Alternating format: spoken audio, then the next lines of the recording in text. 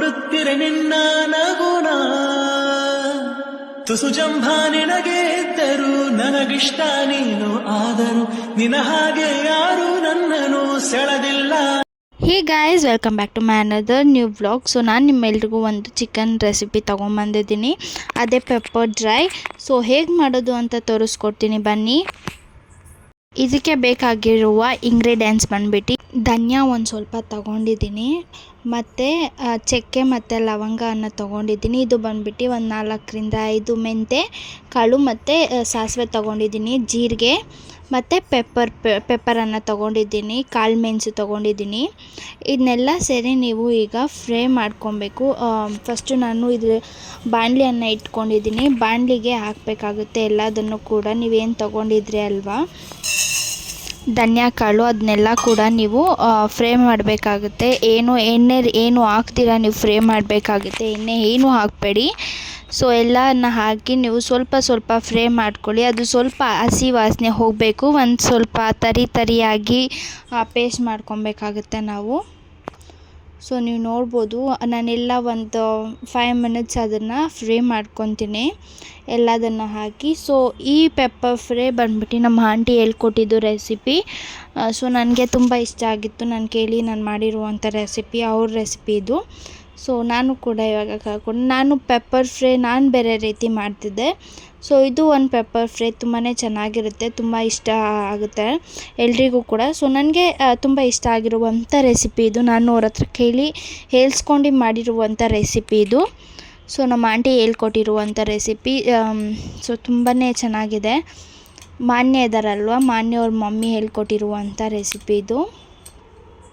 So ಈ ಥರ fry ಮಾಡಬೇಕಾಗುತ್ತೆ. ನೀವು ನೋಡ್ಬೋದು ಕಲರ್ ಚೇಂಜ್ ಆಗುತ್ತೆ, ಅದು ಬ್ರೌನ್ ಶೇಡ್ ಬರುತ್ತೆ ನೀವೇನು ಹಾಕಿದ್ರಲ್ವ ಇದು ಧನಿಯಾ.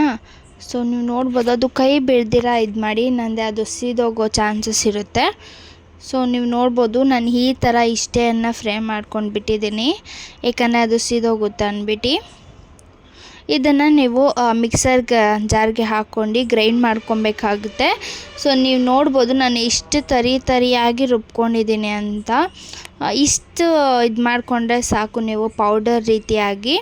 ಸೊ ಇವಾಗ ನಮಗೆ ಒಗ್ಗರಣೆಗೆ ಬೇಕಾಗಿರುವ ಐಟಮ್ಸ್ ಏನೇನಂತ ನೋಡ್ಕೊಳ್ಳೋಣ. ಈರುಳ್ಳಿ 1 ತೊಗೊಂಡಿದ್ದೀನಿ ನಾನು, ಟೊಮೆಟೊ 2 ತೊಗೊಂಡಿದ್ದೀನಿ, ಹಸಿಮೆಣ್ಸಿನ್ಕಾಯಿ 3ರಿಂದ 4 ತೊಗೊಂಡಿದ್ದೀನಿ, ಮತ್ತು ಶುಂಠಿ ಬೆಳ್ಳುಳ್ಳಿ ಪೇಸ್ಟ್ ತೊಗೊಂಡಿದ್ದೀನಿ, ಮತ್ತು ಒಂಚೂರು ಕೊತ್ತಂಬರಿಯನ್ನು ತೊಗೊಂಡು ಇಟ್ಕೊಂಡಿದ್ದೀನಿ, ಮತ್ತು ಇಟ್ಕೊಂಡಿರುವಂಥ ಬೆಳ್ಳುಳ್ಳಿಯನ್ನು ತೊಗೊಂಡಿದ್ದೀನಿ. ಯಾಕಂದರೆ ಬೆಳ್ಳುಳ್ಳಿ ಡೈಜೆಷನನ್ನು ಬೇಗ ಆಗುತ್ತೆ, ಅದಕ್ಕೋಸ್ಕರ ಬೆಳ್ಳುಳ್ಳಿಯನ್ನು ತೊಗೊಂಡಿದ್ದೀನಿ. ಸೊ ಎಣ್ಣೆ ಕಾಯ್ದ ಮೇಲೆ ಸಾಸಿವೆಯನ್ನು ಹಾಕ್ಕೊಳ್ಳಿ. ನೀವು ಸಾಸಿವೆ ಚಿಟಪಟ ಅನ್ನೋವರೆಗೂ ಹಾಕ್ಕೊಳ್ಳಿ. ಸಾಸಿವೆ ನೀವು ಬೇಕಾದರೆ ಹಾಕ್ಕೋಬೋದು, ಇಲ್ಲಾಂದರೆ ಸ್ಕಿಪ್ ಮಾಡ್ಬೋದು. ನಾನಿವಾಗ ಏನು ತೊಗೊಂಡಿದ್ನಲ್ವ ಇಟ್ಕೊಂಡಿರುವಂಥ ಬೆಳ್ಳುಳ್ಳಿ ಮತ್ತು ಹಸಿಮೆಣ್ಸಿನ್ಕಾಯನ್ನು ಹಾಕಿ ಆಯಿಲಲ್ಲಿ ಫ್ರೈ ಮಾಡ್ತಾಯಿದ್ದೀನಿ. ಹಸಿಮೆಣ್ಸಿನ್ಕಾಯಿ ಯಾಕಪ್ಪ ಆಯಿಲಲ್ಲಿ ಅಂದರೆ, ಈ ಬಿಸಿಲುಗಾಲದಿಂದ ಈ ಆಯಿಲಲ್ಲಿ ಫ್ರೈ ಮಾಡಿದ್ರೆ ಅದೊಂಥರ ಟೇಸ್ಟ್ ಇರುತ್ತೆ ಅಂತ ಅಷ್ಟೇ ಆಯಿಲಲ್ಲಿ ಫ್ರೈ ಮಾಡ್ತಾಯಿರೋದು ನಾನು.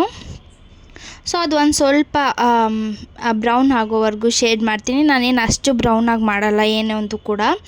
ಸೊ ಈರುಳ್ಳಿಯನ್ನು ಹಾಕ್ಕೊತಾ ಇದ್ದೀನಿ. ಈರುಳ್ಳಿಯನ್ನು ಹಾಕ್ಕೊಂಡು 1 to 3 ಮಿನಿಟ್ಸ್ ಬಿಡಿ, ಅಷ್ಟೇ ಸಾಕು. ನೋಡ್ಬೋದು ನೀನು, 1 ಈರುಳ್ಳಿ ಸಾಕು. ನಾನು ಈ ಥರ ದೊಡ್ಡದಾಗಿ ಹಚ್ಕೊಂಡಿದ್ದೀನಿ, ಯಾಕಂದರೆ ಚಿಕ್ಕದಾಗೂ ಹಚ್ಕೋಬೋದು, ಚೆನ್ನಾಗಿರುತ್ತೆ. ಡಿಫ್ರೆಂಟಾಗಿ ಎಲ್ಲ ಒಂದೇ ರೀತಿ ಮಾಡೋಕ್ಕಾಗಲ್ವಲ್ಲ, ಡಿಫ್ರೆಂಟಾಗಿ ಹಚ್ಕೊಳ್ಳೋಣ ಅಂದ್ಬಿಟ್ಟು ನಾನು ಈ ಥರ ದೊಡ್ಡದಾಗಿ ಈರುಳ್ಳಿ ಹಚ್ಕೊಂಡಿದ್ದೀನಿ. ಸೊ ತುಂಬಾ ಚೆನ್ನಾಗಿರುತ್ತೆ. ಬಟ್ ಇದಕ್ಕೆ ನೀವು ಆಯಿಲ್ ಕಡಿಮೆ ಹಾಕ್ಕೋಬೋದು, ಇಲ್ಲ ಜಾಸ್ತಿನೂ ಹಾಕ್ಕೋಬೋದು. ನಾನು ಸ್ವಲ್ಪ ಜಾಸ್ತಿ ಹಾಕಿದ್ದೀನಿ ಆಯಿಲ್ಲು, ಯಾಕಂದರೆ ಅದು ಪೆಪ್ಪರ್ ಡ್ರೈ ಅಲ್ಲ, ಫುಲ್ಲು ಡ್ರೈ ಆಗಿರುತ್ತೆ ಅಂದ್ಬಿಟ್ಟು. ಶುಂಠಿ ಬೆಳ್ಳುಳ್ಳಿ ತೊಳೆದೇ ಇಟ್ಕೊಂಡಿರುವಂಥ ಚಿಕನನ್ನು ನೋಡ್ಬೋದು ನೀವು, ತೊಳೆದೇ ಇಟ್ಕೊಂಡಿದ್ದೀನಿ ಸೈಡಲ್ಲಿ. ಸೊ ನೀವು ತೊಳಿಬೇಕಿದ್ರೆ ಅರಿಶಿನ ಪೌಡ್ರು ಹಾಕ್ಕೋಬೋದು, ಇಲ್ಲಾಂದರೆ ಅದನ್ನು ನೀವು ಸ್ಕಿಪ್ ಮಾಡ್ಕೋಬೋದು. ಇಲ್ಲಾಂದರೆ ಇದಕ್ಕೊಂಚೂರು ಅರಿಶಿನ ಪುಡಿ ಬೇಕಿದ್ರೆ ಒಂಚೂರು ಅರಿಶಿನ ಪುಡಿಯನ್ನು ಕೂಡ ಹಾಕ್ಕೊಳ್ಳಿ ನೀವು. ನಾನು ಹಾಕ್ಕೊಂಡಿದ್ದೀನಿ, ಬಟ್ ಅಲ್ಲಿ ಸ್ಕಿಪ್ ಆಗಿದೆ ವಿಡಿಯೋ ಮಾಡೋದು ಮರ್ತೋಗಿದ್ದೀನಿ ಅಷ್ಟೇ. ಒಂಚೂರು ಚಿಟಿಕೆ ಆಗುವಷ್ಟು ಅರಿಶಿನ ಪುಡಿಯನ್ನು ಹಾಕ್ಕೊಂಡಿದ್ದೀನಿ ನಾನು. ನಿಮ್ಗೆ ಗೊತ್ತಾಗುತ್ತೆ ಮುಂದೆ ಬರುತ್ತಲ್ವ, ಅಲ್ಲಿ ಗೊತ್ತಾಗುತ್ತೆ ನಿಮ್ಗೆ. ನೋಡ್ಬೋದು ಇಲ್ಲಿ ಅರಿಶಿನ ಪುಡಿಯನ್ನು ಸ್ವಲ್ಪ ಹಾಕ್ಕೊಂಡಿದ್ದೀನಿ. ಇವಾಗ ನೀವು ರುಚಿಗೆ ತಕ್ಕಷ್ಟು ಉಪ್ಪು ಮತ್ತು ಖಾರ. ನಿಮಗೆ ಖಾರ ಒಂಚೂರು ಹಾಕ್ಕೊಳ್ಳಿ, ಯಾಕಂದರೆ ಅಲ್ಲಿ ಇರುತ್ತೆ. ಖಾರ ಬೇಕು ಅಂದರೆ ಹಾಕ್ಕೊಳ್ಳಿ, ಹಸಿಮೆಣ್ಸಿನ್ಕಾಯಿ ಹಾಕಿಲ್ಲ ಅಂದರೆ. ಇಲ್ಲಾಂದರೆ ಉಪ್ಪನ್ನು ಹಾಕ್ಕೊಳ್ಳಿ, ಉಪ್ಪು ಸ್ವಲ್ಪ ಜಾಸ್ತಿನೇ ಹಾಕ್ಕೊಳ್ಳಿ, ಯಾಕಂದರೆ ಚಿಕನ್ ಉಪ್ಪು ಹಿಡ್ದಿಲ್ಲ ಅಂದರೆ ಚೆನ್ನಾಗಿರಲ್ಲ ಚಿಕನ್, ಅದಕ್ಕೋಸ್ಕರ. ಸೊ ನೀವು ನೋಡ್ಬೋದು, ನಾನು ಇಷ್ಟು ಒಂದು ಸ್ವಲ್ಪ ಚಿಕನ್ ಆದಮೇಲೆ ಟೊಮೆಟೊ ಹಾಕ್ಕೊತೀನಿ. ಯಾಕೆಂದರೆ ಟೊಮೆಟೊ ಒಂದು ಸ್ವಲ್ಪ ಹುಳಿ ಫ್ಲೇವರ್ ಇರುತ್ತಲ್ವ, ಅದು ಒಂದು ಸ್ವಲ್ಪ ಟೇಸ್ಟ್ ಬರುತ್ತೆ ಅಂದ್ಬಿಟ್ಟು ಅದಕ್ಕೆ ನಾನು ಆ ಥರ ಹಾಕ್ಕೊತೀನಿ. ಸೊ ಚಿಕನ್ನೇ ನೀರು ಬಿಡುತ್ತೆ, ನೀವೇನು 1 ಡ್ರಾಪ್ ನೀರು ಕೂಡ ಹಾಕಬೇಡಿ, ಚಿಕನ್ನೇ ನೀರು ಬಿಡುತ್ತೆ. ಅದು ಬೇಯೋಷ್ಟು ಚಿಕನ್ ನೀರು ಬಿಟ್ಕೊಳುತ್ತೆ. ಅದು ನೀರು ಯಾವಾಗ ಹೀರ್ಕೊಳುತ್ತೆ ಚಿಕನ್ ಬೆಂದಿರುತ್ತೆ ಅಂತ ಅರ್ಥ. ನಾನು ಏನು ಗ್ರೈಂಡ್ ಮಾಡಿ ಇಟ್ಕೊಂಡಿದ್ನಲ್ವ ಪೌಡರು, ಧನಿಯಾ ಮತ್ತು ಅದೆಲ್ಲ ಹಾಕಿ, ಕಾಳು ಮೆಣಸು ಎಲ್ಲ ಹಾಕಿ, ಅದನ್ನು ನಾನು 2 ಸ್ಪೂನ್ ಹಾಕ್ಕೊತಾ ಇದ್ದೀನಿ ಇದಕ್ಕೆ. ಚಿಕನ್ ಏನು ಪೆಪ್ಪರ್ ಇದು ಮಾಡ್ತಿದ್ದೀನಲ್ವ, ಅದಕ್ಕೆ 2 ಸ್ಪೂನ್ ಆಗುವಷ್ಟು ನಾನು ಪೌಡರನ್ನು ಹಾಕ್ಕೊತಾ ಇದ್ದೀನಿ. ಸೊ ನೀವು ಆದಷ್ಟು ಈ ಥರ ಪೌಡರ್ಸ್ನೆಲ್ಲ ಮನೆಯಲ್ಲೇ ಮಾಡೋಕ್ಕೆ ಟ್ರೈ ಮಾಡಿ.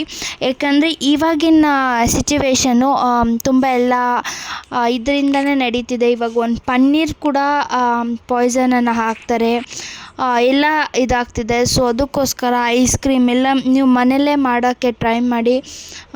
ತುಂಬಾ ಹೆಲ್ತ್ ಇಶ್ಯೂಸ್ ಆಗ್ತಿದೆ ಇವಾಗಿನ ಪರಿಸ್ಥಿತಿ ಹೇಳ್ಬೇಕಂದ್ರೆ.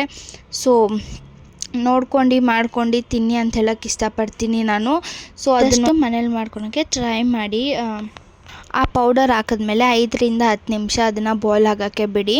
ಸೊ ಇದಾಗಿತ್ತು ನಮ್ಮ ಚಿಕನ್ ಪೆಪ್ಪರ್ ಫ್ರೈ. ಸೊ ನಿಮ್ಗೆ ಇದು ಇಷ್ಟ ಆಗಿದೆ ಲೈಕ್ ಮಾಡಿ, ಶೇರ್ ಮಾಡಿ, ಕಾಮೆಂಟ್ ಮಾಡಿ, ಸಬ್ಸ್ಕ್ರೈಬ್ ಮಾಡೋದನ್ನು ಮಾತ್ರ ಮರಿಬೇಡಿ. Thank you for watching.